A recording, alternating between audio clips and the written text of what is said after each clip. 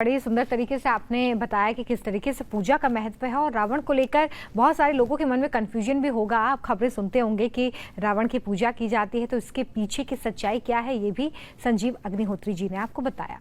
विजयदशमी के दिन कौन से मंत्र हमारे और आपके जीवन के संकटों को दूर कर सकते हैं और विजय प्राप्त करवा सकते हैं, आइए अब इस बारे में बात करते हैं।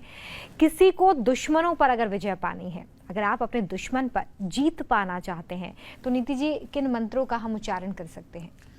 देखिए, अपने आप में दशहरा प्रतीक ही विजय का है, धर्म का प्रतीक है, कहीं ना कहीं दुष्टों के संहार का प्रतीक है। हमारे जीवन में हमें कई प्रकार की विपत्तियां मिलती हैं, कई प्रकार के शत्रु मिलते हैं। कभी वो परिवार में होते हैं, कभी वो कोर्ट कचहरी के हमारे मामले, कई बार लीगल हमें प्रॉब्लम्स आ जाती हैं, वो हमारे शत्रु बनते हैं। कभी धन का अभाव हमारा शत्रु बनता है, कहीं प्रेम का अभाव हमारा शत्रु बनता है, कहीं भावों का अभाव हमारा शत्रु बनता है, कहीं पे रोग हमारे शत्रु बनते हैं। तो जीवन में बहुत से शत्रुओं का एक प्राणी को उसका सामना करना पड़ता है, लेकिन अपने तपोबल से, अपने कर्म से वो इन शत्रुओं पे विजय पाता है।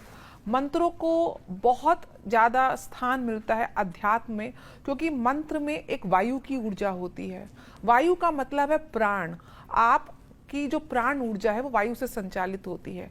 उसी वायु को जब आप मंत्रों के द्वारा एनर्जाइज कर देते हैं, चार्ज कर देते हैं, तो अब उस वायु को जब आप श्वास के रूप में ग्रहण करते हैं, तो आपको उसकी पावर जो है, कहीं ना कहीं आप उसको अपने शरीर के अंदर लेते हैं।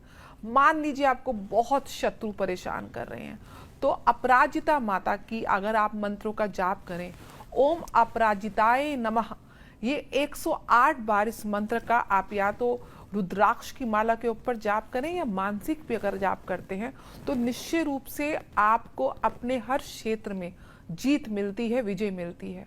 साथ साथ अगर किसी के कोर्ट केसेस हैं, मंत्रों के साथ साथ कुछ छोटे छोटे उपाय भी होते हैं जो आपको करने चाहिए। मसलन अगर आपके कोर्ट केस और आपकी तारीख कोर्ट की आई हुई है, तो मुंह पे आप 3 काली मिर्च और थोड़ा सा शक्कर रख के घर से पहला कदम आप बाहर निकाल के निकलें।